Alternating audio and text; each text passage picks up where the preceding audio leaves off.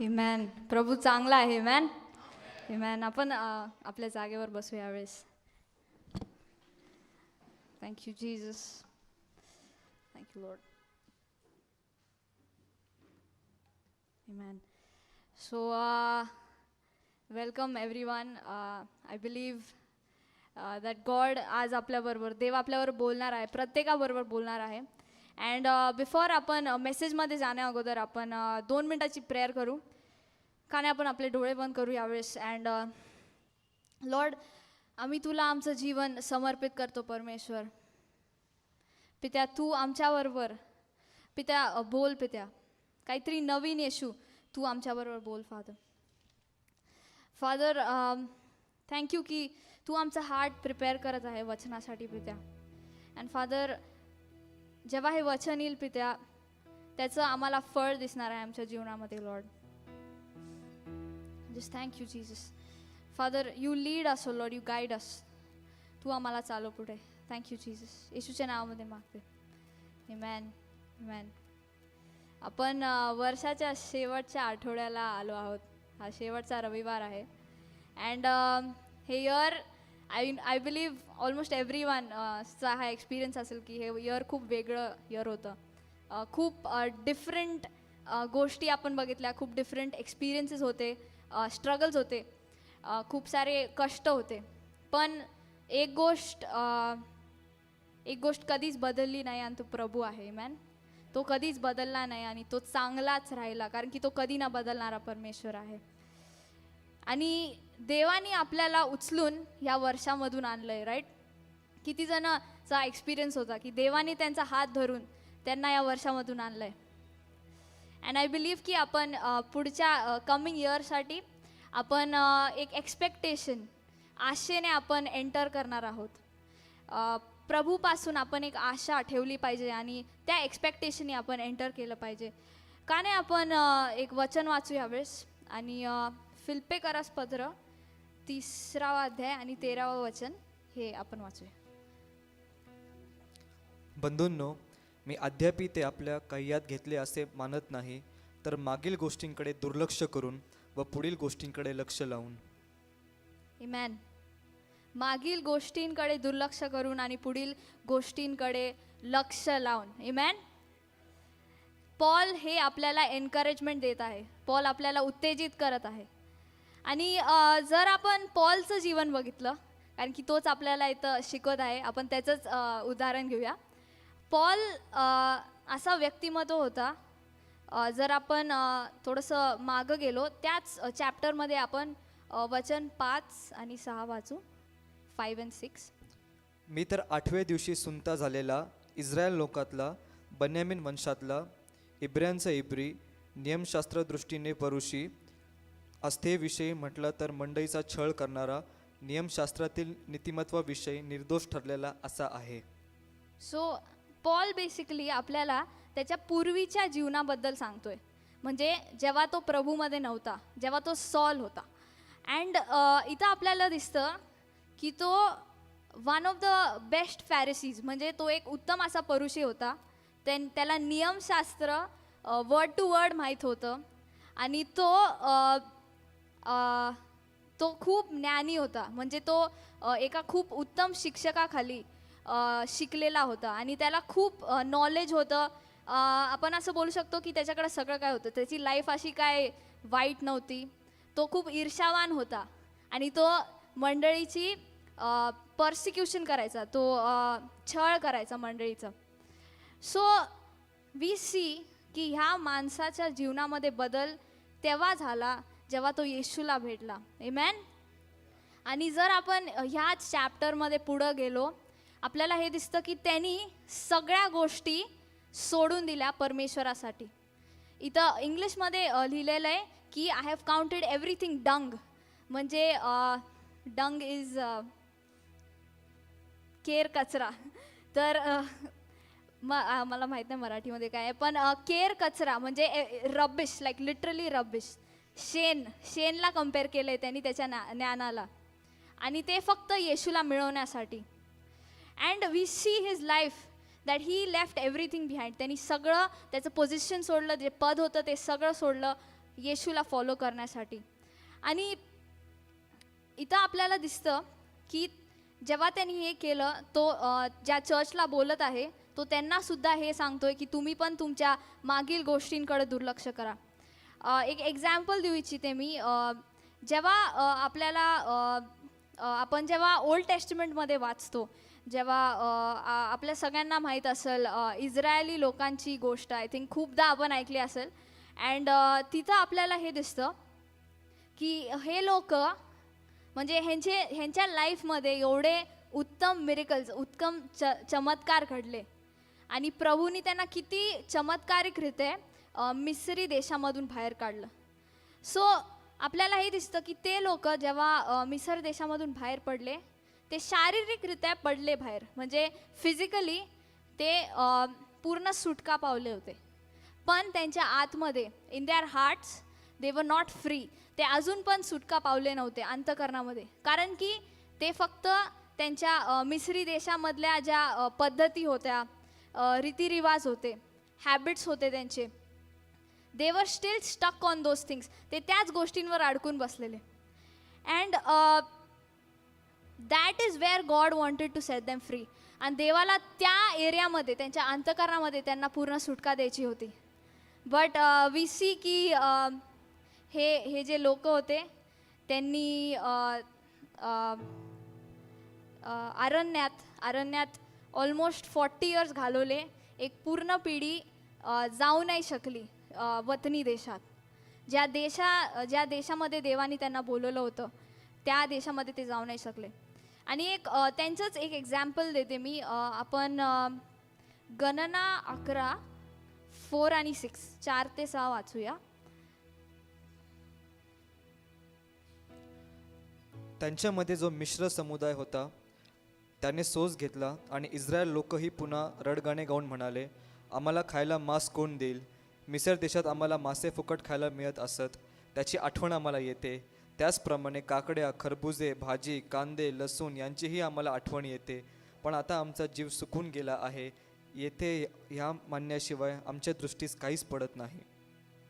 So इथं basically आपल्याला ही गोष्ट माहीत असेल की प्रभू रोज त्यांना नवीन मान्ना देत होता आणि रोज फ्रेश मान्ना त्यांना मिळायचा. पण हे लोक ह्यांची दृष्टी फक्त मागील गोष्टींकडे लावत होते. ते फक्त कशावर, तिथं काय काय लिहिलं आहे, आपण वर्स 5 एकदा वाचू. मिसर देशात आम्हाला मासे फुकट खायला मिळत असत, त्याची आठवण आम्हाला येते. त्याचप्रमाणे काकड्या, खरबुजे, भाजी, कांदे, लसूण यांची आम्हाला आठवण येते.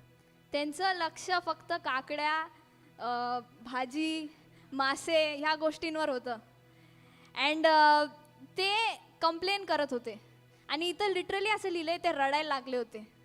म्हणजे त्यांना एवढं अनग्रेटफुलनेस होतं, एवढं ते देवाला ते धन्यवाद देत नव्हते, तेवढं ते देवावर ब्लेम करत होते त्याला. आणि इथं आपल्याला दिसतं की ह्या त्यांच्या बिहेवियरमुळं, ह्या त्यांच्या न बदलण्याच्या ॲटिट्यूडमुळं ते कधी पुढं जाऊ शकले नाही, वतनी देशात जाऊ शकले नाही. त्यांच्यामध्ये फक्त आय थिंक ओनली 2 और may be 1 person, 2 people, Joshua आणि केलब, ते गेले वतनी देशात, कारण की त्यांनी देवावर विश्वास ठेवला, त्यांनी देवाला धन्यवाद दिला. सो प्रश्न इथं आहे की आपल्या जीवनात पण असा कुठं एरियाज आहेत का? Maybe it can be a sin, एक पाप असू शकतं, एक व्यसन असू शकतं, आपली एक थॉट प्रोसेस असेल, आपली एक विचार करण्याची पद्धत असेल, जी आपल्याला वतनी देशामध्ये, जी आपल्याला मागं ओढते, जी आपल्याला नेहमी मागं बघण्यासाठी एनकरेज करते. असं आपल्या जीवनात काय आहे का? आणि आय बिलीव्ह की ह्या क्वारंटीनमध्ये आय मीन मी माझं सांगते, I made a lot of mistakes, but देवाने मला नेहमी उभं केलं. पण कधी कधी कसं व्हायचं की मी जर चुकी केली तर मग मी तिथंच बसून राहायचे कधी कधी. म्हणजे मला ते दोष खूप वाटायचा आणि त्याच्यामधून बाहेर यायला मला खूप वेळ लागला. बट देवानी मला मदत केली. माझं लक्ष त्या गोष्टीकडून काढून त्याच्यावर लक्ष देण्यासाठी. आणि ह्याच्यासाठी आपण एक वचन वाचणार आहोत. इब्रिकरास पत्र 12 अध्याय 1 आणि 2.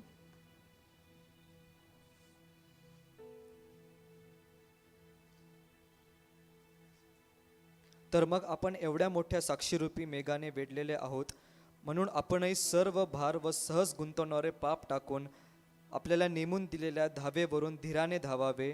आपण आपल्या विश्वासाचा उत्पादक व पूर्ण करणारा येशू ह्याच्याकडे पाहत असावे, जो आनंद त्याच्या पुढे होता. त्याकरता त्याने लज्जा तुच्छ मानून वधस्तंभ सहन केला आणि तो देवाच्या राजासनाच्या उजवीकडे बसला आहे. Amen. Amen. लेखक आपल्याला इथं उत्तेजन देत आहे. तो आपल्याला कमांड करत आहे की let us run with endurance the race that is set before us. सगळे पाप, जे गुंतवणारं पाप आहे, जे वजन आहे, बर्डन आहे, इट इज टाईम की आपण ते वी लेट असाइड, आपण ते बाजूला ठेवून आपण येशूकडं बघितलं पाहिजे आणि आपली जी धाव आहे ती धावली पाहिजे. Because if we do not leave the things behind, आपण जर मागील गोष्टींकडे दुर्लक्ष केलं नाही, आपण पुढं कधी जाऊ शकणार नाही, आपल्याला सुटका कधी मिळणार नाही. So I just want to encourage तुम्हाला की तुम्ही तुमच्या लाईफमध्ये प्रत्येक गोष्टीमध्ये जिथं तुम्हाला प्रभू दाखवत असेल, ज्या गोष्टी तुम्हाला सोडण्याच्या गरजेच्या आहेत ते तुम्ही सोडावे आणि प्रभूकडं लक्ष द्यावं. एक वन ऑफ द वेज ज्या वेनी आपण दुर्लक्ष करू शकतो की आपण त्या थॉटला, नाहीतर जे काय पाप आहे, जे आपण विचार करतो, जे नेगेटिव्ह थॉट असेल ते आपण देवाच्या वचनाने रिप्लेस केलं पाहिजे. अँड इट्स इम्पॉर्टंट की आपण हे आपल्या जीवनामध्ये एक प्रॅक्टिस म्हणून केलं पाहिजे. As a Christian, as a believer, एक ख्रिस्ती म्हणून आपण आपल्या विचारांना देवाच्या वचनाच्या अलाइनमेंटमध्ये आणलं पाहिजे, देवाच्या वचनाच्या नुसार आणलं पाहिजे. So this is what I really wanted to say. There is one last example, एक फायनल एक्झाम्पल देते. हिब्रूज 11:1 आणि 2. आपण शेवटचं हे वचन वाचू. विश्वास हा आशा धरलेल्या गोष्टींविषयीचा भरोसा आणि न दिसणाऱ्या गोष्टींबद्दलची सॉरी हिब्रूज 11:15 and 16. ज्या देशातून ते निघाले होते त्या देशाला उद्देशून हे म्हणणे असते तर त्यांना परत जाण्याची संधी होती. पण आता ते अधिक चांगल्या देशाची म्हणजे स्वर्गीय देशाची उत्कंठा धरतात. ह्यामुळे आपणाला त्यांचा देव म्हणून घ्यायला देवाला त्यांची लाज वाटत नाही, कारण त्याने त्यांच्यासाठी नगर तयार केले आहे. Amen.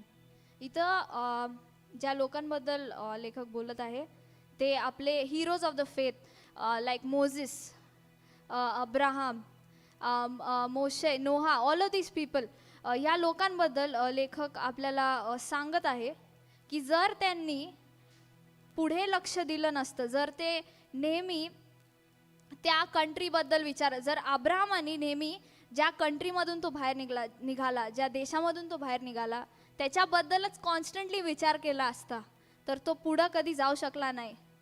तर we would not have seen Israel. आपण इस्रायलला वतनी देशामध्ये जाताना बघितलं नसतं. See, the faith of one man matters so much. The outlook and the focus of one man matters so much. अब्रामाचं जे फोकस होतं ते किती मॅटर करतं, ते किती महत्त्वाचं आहे, ते त्याच्या पिढ्यांना इफेक्ट करतं. तर I would really encourage you की आपण आपलं फोकस मागील गोष्टींपासून काढून आपण वरील गोष्टींवर लावूया. आपण आपलं फोकस पुढच्या गोष्टींवर, या कमिंग इयरमध्ये आपण फक्त we will look to Jesus, आपण फक्त येशूकडं बघूया. का नाही आपण प्रार्थना करू यावेळेस. Thank you Lord, thank you Lord. Father, we thank you for this word O Lord. धन्यवाद या वचनासाठी पित्या. पित्या धन्यवाद की तू आम्हाला आमची जी नजर आहे ती मागील गोष्टींपासून काढून तुझ्यावर लावण्यासाठी मदत करायची पित्या. फादर, आमच्या जीवनामध्ये जिथं कुठं you want to change us Lord, जिथं कुठं आम्हाला बदलण्याची गरज आहे लॉर्ड पित्या, जे कोणची गोष्ट आम्हाला बाजूला ठेवण्याची गरज आहे पित्या, तू ती आम्हाला दाखव प्रत्येकाच्या जीवनामध्ये लॉर्ड. होली स्पिरिट, आम्ही तुला मोकळीकता देतो पित्या तुझं कार्य करण्यासाठी Lord. Thank you Jesus. Just glorify you, O Lord. Thank you, Father. पित्या तुझ्याकडं लक्ष देण्यासाठी, पित्या तुझ्यावर फोकस करून ही धाव धावण्यासाठी येशू तू आम्हाला मदत कर Lord. Thank you Lord, we worship you. Thank you Jesus. धन्यवाद येशू या वेळेसाठी पित्या. पुढची सगळी वेळ परमेश्वर आम्ही तुझ्या हातामध्ये देतो Lord. Thank you. Jesus name I प्रे. आमेन. आमेन.